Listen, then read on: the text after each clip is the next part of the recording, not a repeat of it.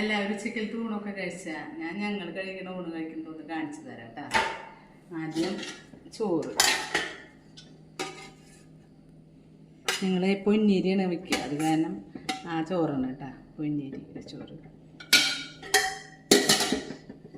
പിന്നെ പയറും കായും കുത്തി കാച്ചതെന്ന് പറയും ഞങ്ങൾ, അത്. പിന്നെ ഇത് ഇന്നലെ വെച്ച ചിക്കൻ കറിയാണ്, അതിലൊക്കെ കുറച്ചെടുത്തിട്ടുണ്ട്.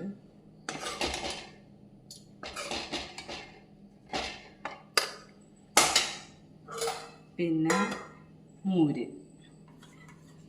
എല്ലാവരുടെയും എടുത്തു കഴിഞ്ഞപ്പോൾ മോര് കുറച്ചുള്ളൂ. പിന്നെ കുറച്ച് അച്ചാർ.